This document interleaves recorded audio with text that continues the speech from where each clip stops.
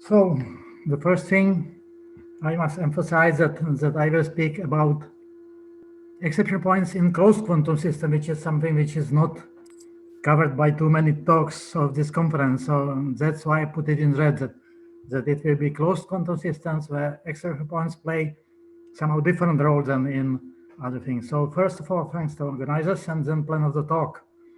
So I will speak about exception points in this context with emphasis on quasi-Hermitian quantum mechanics and illustrated by harmonic oscillator. Hopefully I shall also cover the finite dimensional benchmark Hamiltonians, and I am a bit skeptical that I will be also able to speak about numerical localizations of exception points and trajectories of access to exception point singularities in closed systems.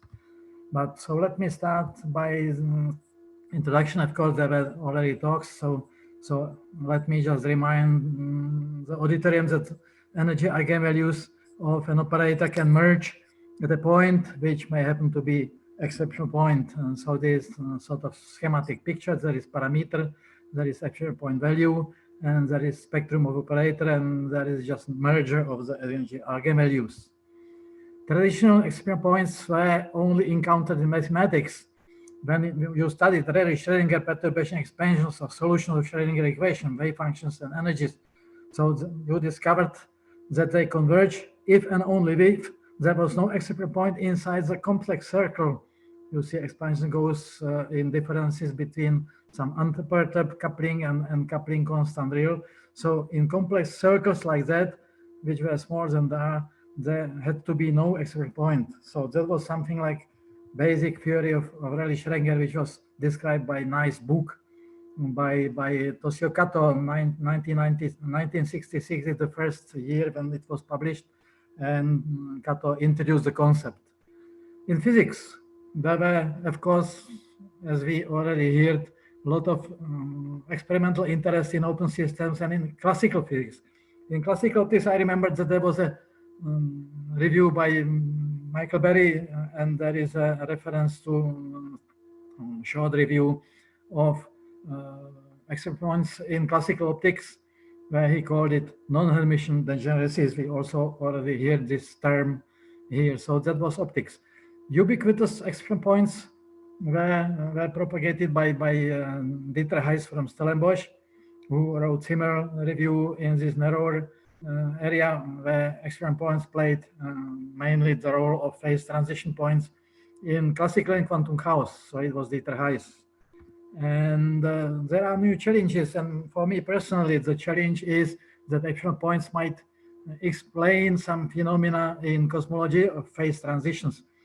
So the question, I mean, the picture shows history of universe, and the question is, how should one quantize the universe shortly after Big Bang, which means there is a singularity in this picture, and if you return it for, so to say, clever description, so arrow of time goes to the left, but when we proceed back to Big Bang, so there is open question. What happens in the small vicinity of Big Bang? And there are models. And of course, you use general relativity. So in general relativity, there exists a Big Bang singularity prescribed at, if you say t equal to 0 is time of Big Bang. So in this reverse, so schematic picture is that coordinates, classical coordinates, just concentrate, and all of them degenerate to singularity. All of them, universe has 0 radius. And this is the way the universe was started in classical theory, in some sense.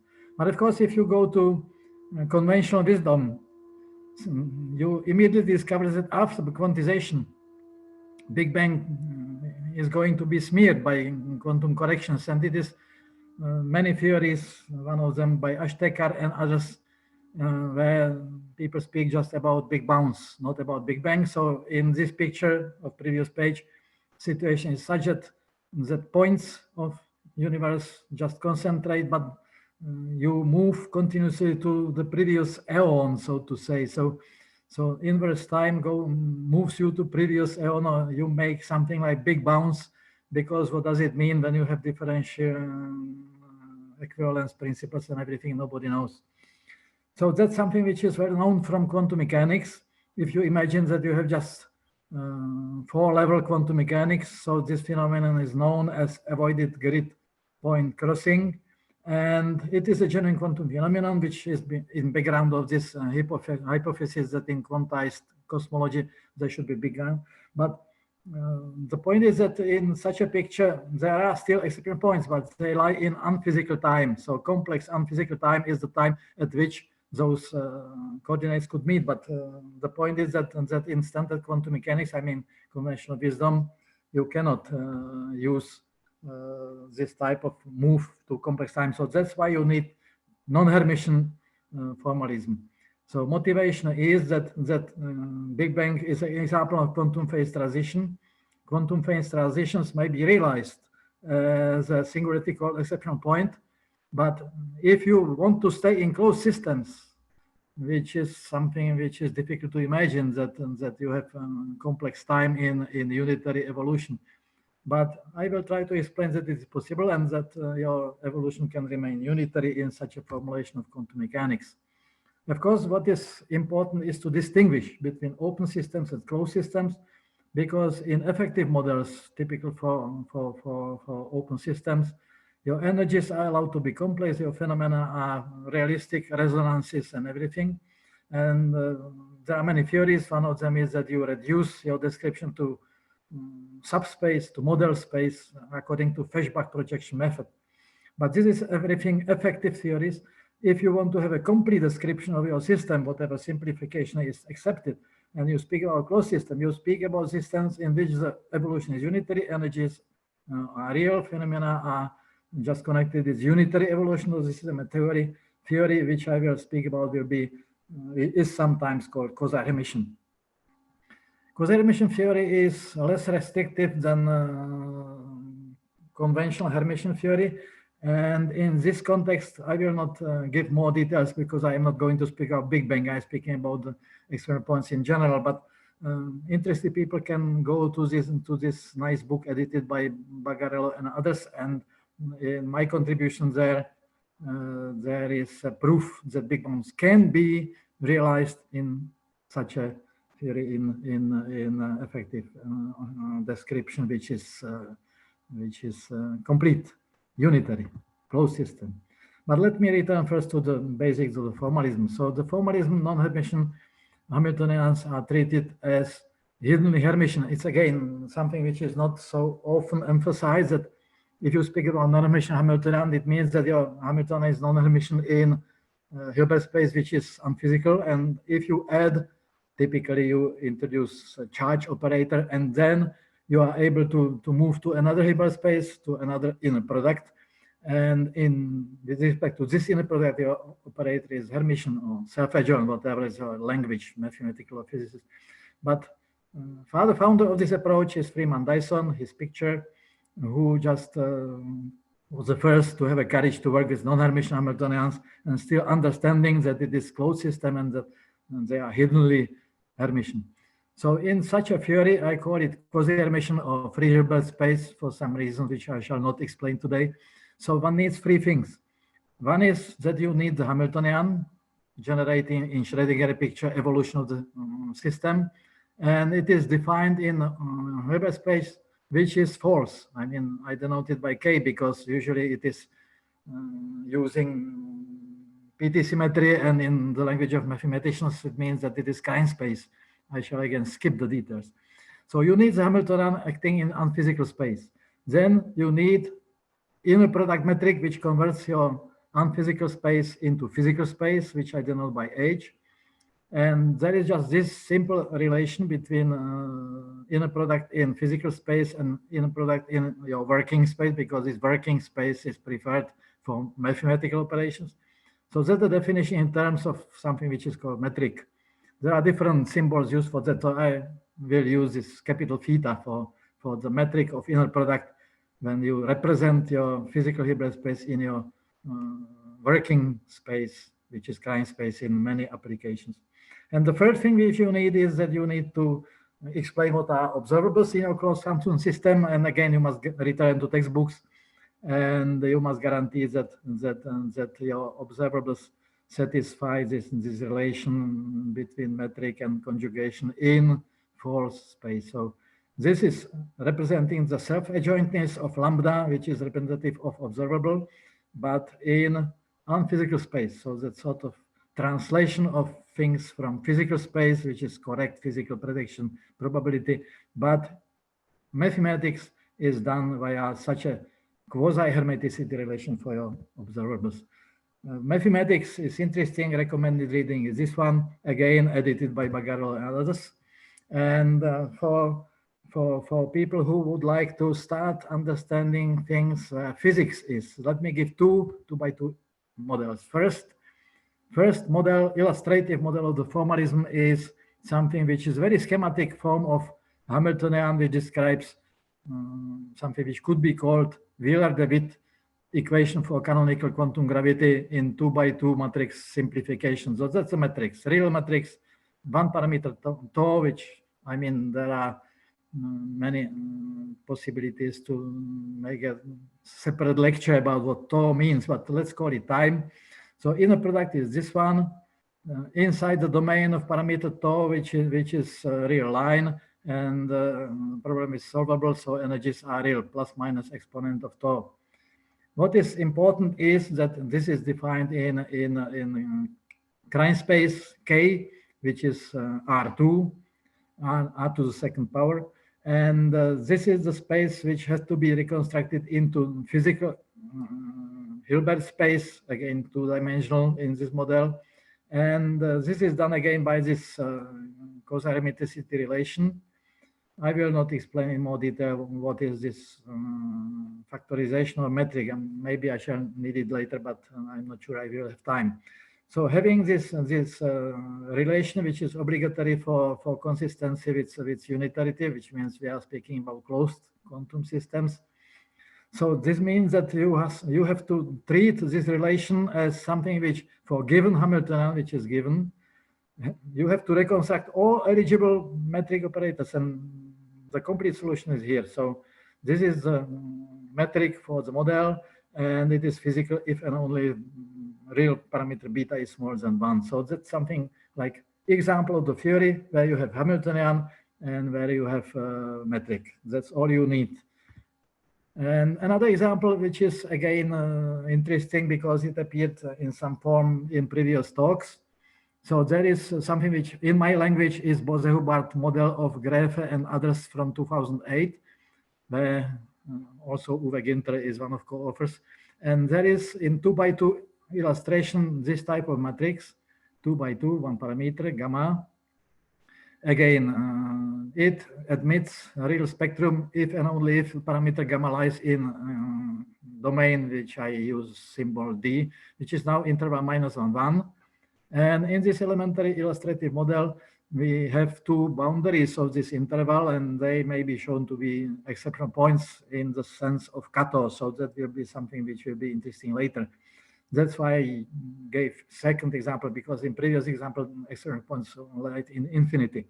So here there are two finite exception points, and the metric, which is reconstructed again from this quasi-hermeticity condition, is again given completely, full formula, one free parameter beta, which is now restricted to this interval. What is interesting is that if gamma goes to the exception point, so this goes to 0, this goes to 0, so beta is very close to in a small interval. So, but at the same time, you may get up to the exception point, still having unitary quantum theory, which is sometimes being forgotten. So there were two examples. And of course, now let's move to infinitely dimensional Hilbert spaces where much more care is needed.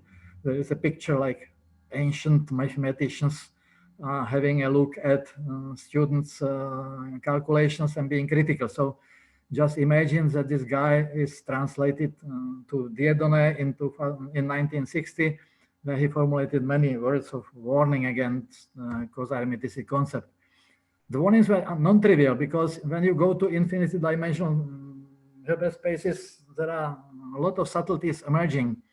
For example, in 2015, David Krejcíř, his co-author, claimed that the famous imaginary cubic oscillator model, the Fons, in his words, in their words, the Fons and origo of PT symmetric quantum mechanics exhibits spectral instability. which means that this citation from the paper, complex eigenvalues may appear very far from the unperturbed real ones, despite the norm of the perturbation is arbitrarily small. So that was the warning reformulated in modern times.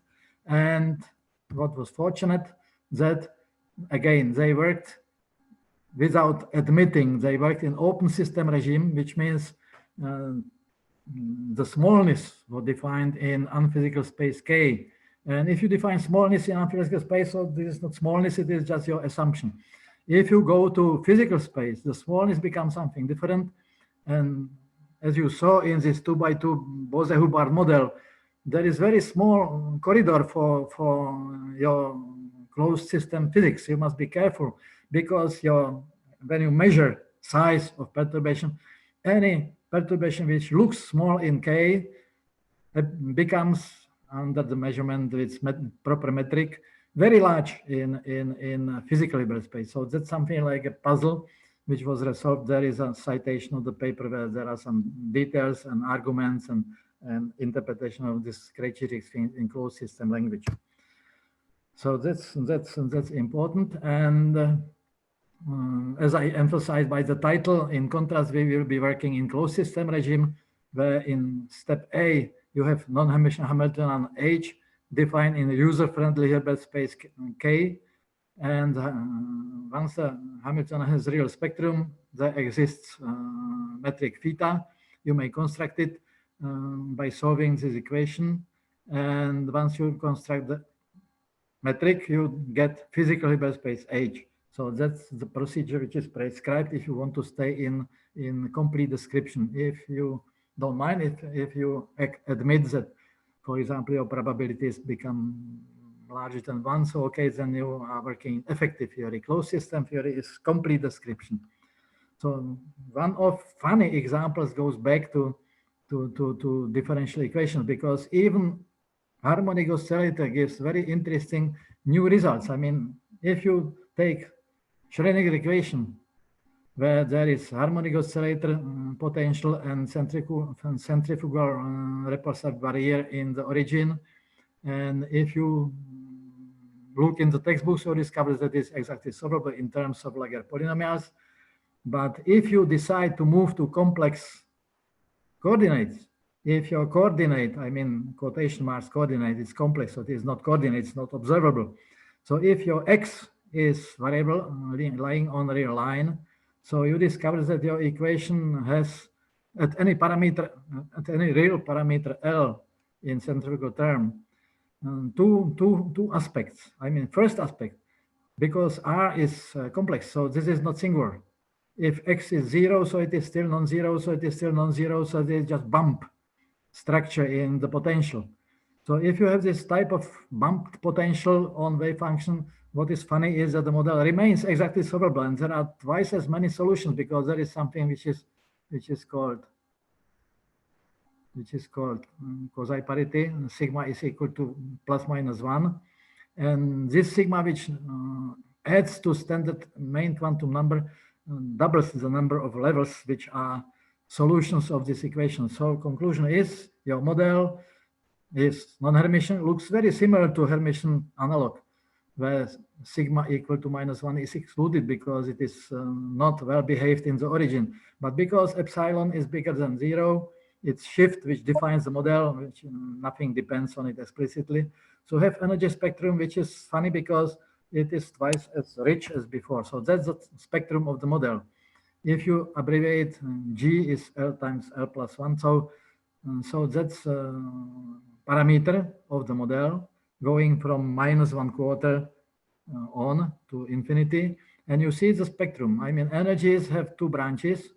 And if you look on previous transparency, it was closed formula, but now you see that it is also a nice picture, because if you are at G equal to 0, so you get equidistant spectrum. So that's something which is one-dimensional harmonic oscillator, because in this special case, both sigmas exist, and in this case represent parity. That's why I call this sigma quasi-parity, because for G non-equal to 0, this separates between two different energies which are not equidistant anymore. What is funny is that in this model there is intersection of the levels. So of course, if you look at it, and because you have exact formula for wave functions, you discover that wave function of this branch and wave function of this branch get close to each other, parallel and coincide. So that's definition of exception point, when the eigenvectors coincide and energies coincide. So that's exception point. So there are two kinds of exception points. One series is positive, one's denoted here in explicit fractional form. So those external points concern all energies at once. That was discovered by Geza-Levite, that in solvable models there is this kind of coincidence of external points. And another external point is this most on the leftmost one, which means that your energy is complexified. To the left, the energies are complex. So it means it's typical example of broken PT symmetry, because the model is, by the way, also parity times time reversal symmetric. So this is PT symmetry broken, and to the left, it's completely broken regime, and to the right, it is completely unbroken regime. But be careful. I mean, if you are in exception point singularity, so the regime is also phase transition. I mean, that's phase transition of second kind, and it is rarely mentioned in the literature on PT broken, because here PT is broken, but it is invisible somehow, because at that point your Hamiltonian ceases to be diagonalizable, and that's an aspect of this some proof that the Hamiltonian doesn't have physical meaning anymore. So as a points of external point, I mean 3/4, 15/4, 35/4 of G, your system ceases to be physical. It has no physical interpretation because its Hamiltonian is not diagonalizable. For example, it can be transformed into block diagonal form at the leftmost exception point -1/4, where this is the structure of your Hamiltonian up to small corrections proportional to distance from exception point. So if you neglect, if you are very close to exception point, and the canonical form of your Hamiltonian is composed of Jordan blocks, I mean 2x2 Jordan blocks, and infinitely many of them. So there's a structure which separates physics and non-physics, and there are of course many details which can be found in this paper, I mean these details include proofs of mathematical consistence, including exhaustive many of correct physical Hilbert spaces. I mean, it is very funny that for harmonic oscillator, where there are infinitely many free parameters in assignment of metric to your Hamiltonian, you may make all those parameters explicit, which was never done ever before and after. I mean, that's very explicit construction, which shows that this harmonic oscillator example is extremely exceptional model, benchmark model of what can happen. So it gives all Hilbert spaces, infinitely many of them, explicitly described, and showing the role of non-uniqueness, which in previous 2x2 models was described by parameter beta. So there are infinitely many beta parameters in this model. So as I said, I said everything like that. So in this sense, we can speak about the model as quasi-Hermitian if parameter G, capital G, lies in the domain D, which is with such a structure. I mean, it is union of open intervals written explicitly here. It is multiply connected domain in which boundaries are points of phase transition, where the system can acquire, I mean, passing through this or this extra point, the system may emerge with completely different properties and completely different sets of observable characteristics. And so that's very rich structure behind seemingly elementary model like that. So one of things which many people already can imagine is that because one speaks about harmonic oscillator, there is close connection to supersymmetry, but unfortunately I don't have time to speak about that, because I need to move to models which are finite dimensional, where there are which is more universal theory, because there is a lot of phenomena which can be less exceptions than for the unique harmonic oscillator model. So one of things which I consider extremely important and which I reorganized. I put the slides on the webpage of the conference, but I changed the message because this is a new result where external points are shown to be even richer structure than I expected half a year ago. So that's citation which I recommend to attention. I shall show briefly what is all about. So starting point is that one takes a family of benchmark models which are matrix n by n and have tridiagonal structure, tridiagonal harmonic oscillator. I call it tridiagonal harmonic oscillator because if B elements are put equal to 0, so you have equidistant spectrum which is finite, which is truncated. So n truncated, energy shifted because it doesn't go 1, 3, 5, and so on, but it goes shifted by n. So 1, 3, and so on up to 2n minus 1. So this is unharmonic oscillator, tridiagonal harmonic oscillator. I mean, truncated tridiagonal harmonic oscillator model 1T is omitted. So tau is also from Chinese philosophy. So antisymmetry in this model is maximal. And so also non-hermiticity in this because it's real matrix. I mean, B's I assume the real. So non-hermiticity of the model is in this sense maximal. And PT symmetry is also included because with P being as antidiagonal metric, there is symmetry between first and last. I mean, this is symmetry with respect to the second diagonal. So the matrix B1, B1, minus B1, minus B1, and so on. So that's this type of symmetry which reduces the number of free parameters.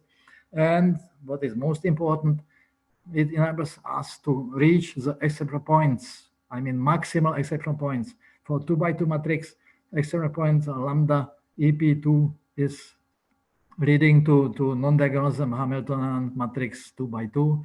This is tau matrix 3 by 3, non-diagonalism 4 by 4, and so on. It's nice construction. Interested people may ask me for reference. That's something where this exceptional point degeneracy is defined as follows. I mean, this is a standard widespread definition of exceptional points that you have eigenvalues which degenerate. I mean, if one speaks about n's order exceptional point APN, so there are n levels which merge at some value eta, and the same is done by the eigenvectors. So that's standard. I call it non-clustered exceptional point, and in this case, your Hamiltonian, I gave the example 2 by 2, 3 by 3, 4 by 4, which look exotic, but if you take these Hamiltonians and insert into this form of Schrödinger-like equation, where on the right-hand side there is Jordan block, which is canonical form of Hamiltonian. So then solutions called transition matrices may be evaluated. There are known formulae, again, I'm not displaying them now. So, but they are available in the paper, and this is something which translates every Hamiltonian at exceptional points to such a type of canonical form of Hamiltonian, Jordan block matrix. But what is interesting, and the essence of my today's message, that clustered degeneracies are something which were forgotten in most references devoted to this problem. Namely, if your limit of eigenfunctions is not unique, if there is a k-plet of different limiting vectors, so there is confluence of eigenvalues, but just put in subsets of indices, or not overlapping subsets. So subscripts are decomposed into k non-overlapping subsets as k, and this rule is the general form of what happens with eigenvectors in the external point limit.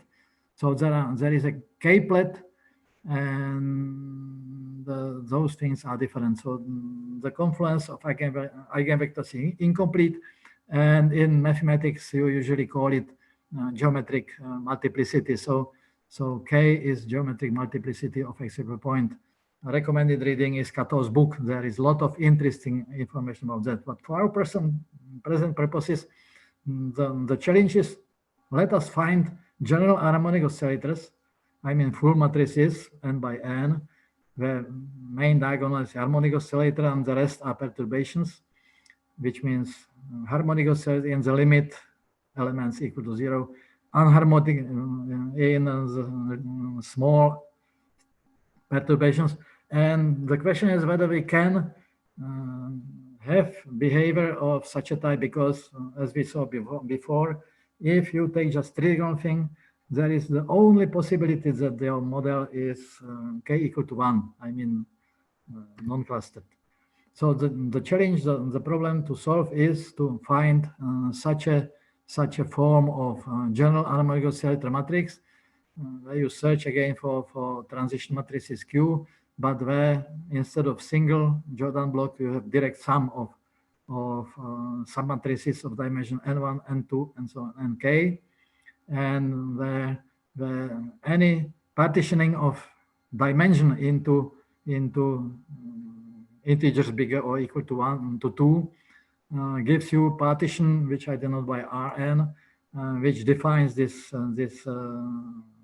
canonical Hamiltonian J with superscript, which is defined as direct sum of such a kind. So examples. If you have dimension 2, so partition is just unique. I mean, there is only one k equal to 1 model. The same for n equal to 3. You have again only k equal to 1. I mean, this what I call trivial geometric multiplicity equal to 1. If you search for non-trivial models, so you have to start from 4 by 4 matrices. And in 4 by 4 matrices, you may either have just a single k equal to 1 model where there is a Jordan block 4 by 4, or you may have another partition 2 plus 2 where geometric multiplicity is equal to 2. This is the direct sum written in explicit matrix form. For n dimension equal to 5, you have also this type of generalized canonical form of Hamiltonian, and so on. For illustration, let me mention how it looks like in pentagonal model. So if you have this one parametric toy model, so you have exact solution of Schrödinger equation. You have spectrum 7 levels written in explicit form. You see that those energies cease to be real when G is bigger than 2. So that's something where it is exactly solvable. It's trivial. And in strong coupling regime, you may reparameterize G as 2 times 1 minus kappa squared. And again, you may express explicitly your energies. And in the exception limit, you discover then that your matrix can be written as a direct sum of odd and even indices. So you have explicit formula which inserts and which defines the original model. So that's the model which is defined as direct sum of 2 submodels. Both of them are trigonal.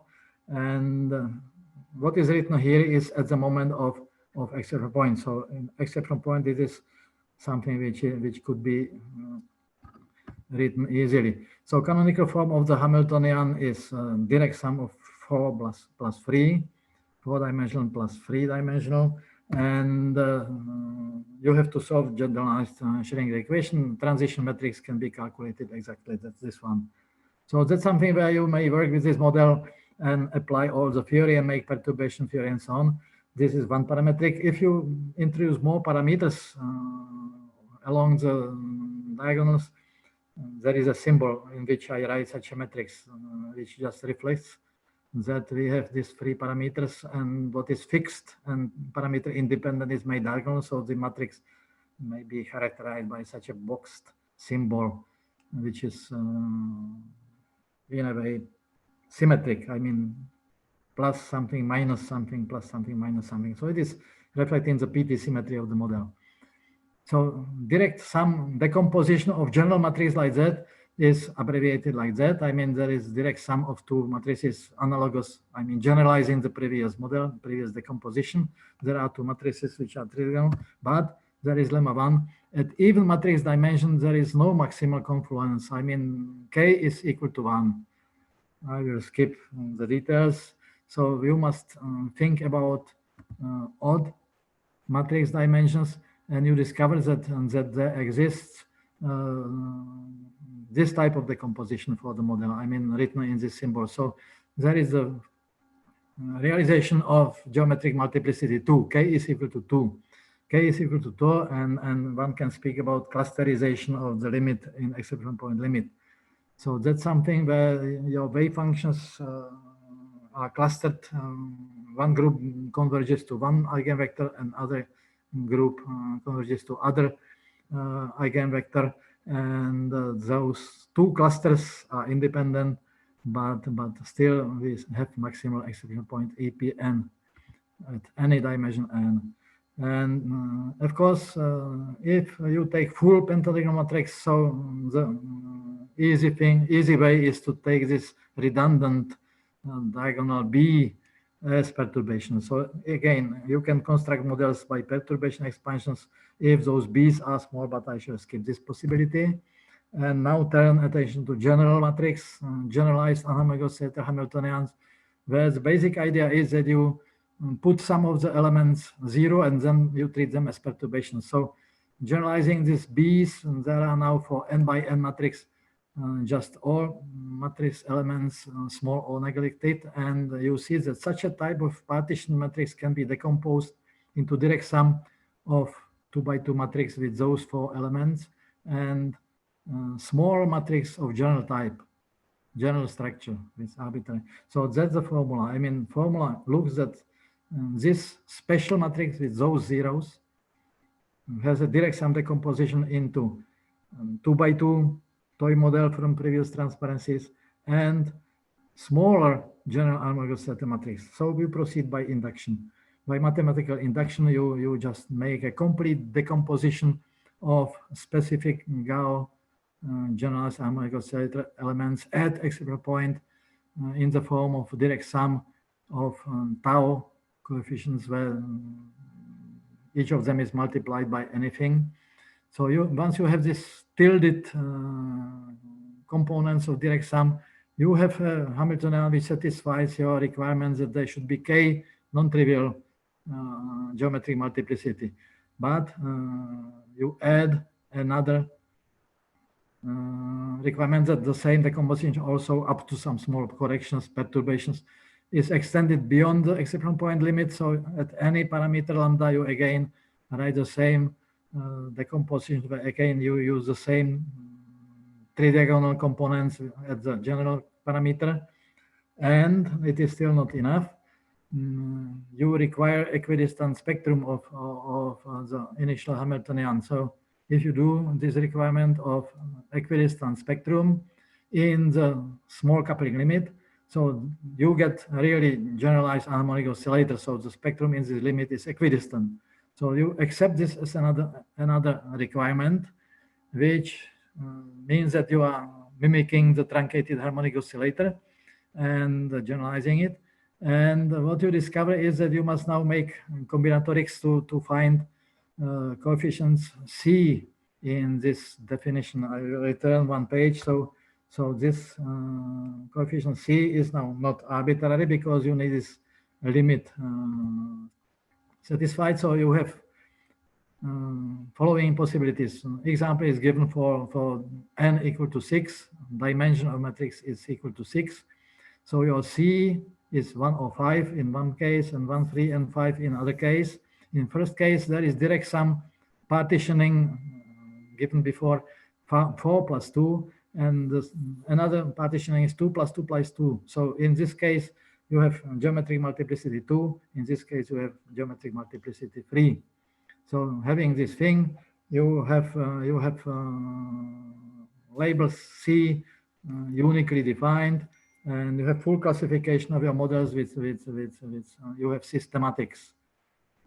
So because my time is over, so I shall just skip the next few transparencies where there are explicit formulae showing how the matrices look like and how the decompositions look like, and how it looks, for example, at n equals to 7. So at n equal to 7, you may get geometric multiplicity 2, 3, 3, and at 8, you get even 4, and so on and so on. So summary, last example is typical. 15 diagonal matrix very sparse. So those matrices are sparse, and so they are user-friendly, and they are still all of them exactly solvable or tractable perturbatively. So conjecture is unproved assumption that triviality of geometric multiplicity is correlated with triviality of the Hamiltonian matrices. Vice versa, if you want to have non-trivial clustering near exception point, so you need general structure of Hamiltonians, and in my model those were benchmark models where there was direct sum structure used. So thanks for your attention. Okay, thank you, Miloslav. So now the talk is open for discussion, questions.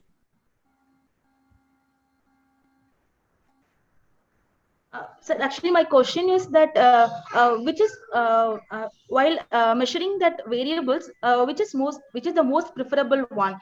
That is a working space or that Hilbert space, that physical space. So you have pointed out that a working mathematical space is not a Hilbert space. It's not a physical Hilbert, physically acceptable Hilbert space. Is this my understanding is correct, sir? There are two Hilbert spaces, one in which calculations are done. For example, for harmonic oscillator, there was L2R. Yes, and sir. There is this physical Hilbert space H, in which inner product is given by the metric, which is very non-trivial to obtain in general. And yes, I showed my examples where the metric was constructed explicitly. So this representation of system in Hilbert space H is correct and physical. And because you just need the metric to make it represented in friendly Hilbert space K, so that's the reason why it is also feasible and why you make predictions. You make predictions by calculating all mean values using the metric. That's the message. Okay, then you get probabilistic interpretation. And in some sense, you just work in standard quantum mechanics. Only the representation is clever. So, for example, this PT symmetric harmonic oscillator is something which, after translation to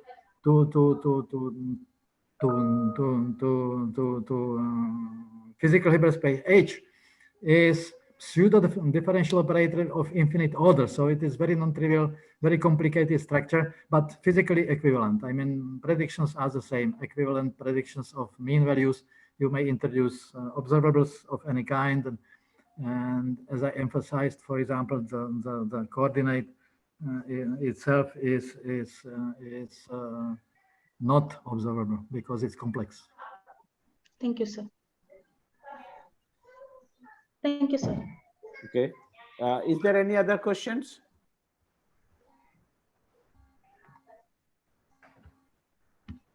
So if not, then I'd like to thank Miloslav and all the speakers in the evening session for their commitment and nice talk.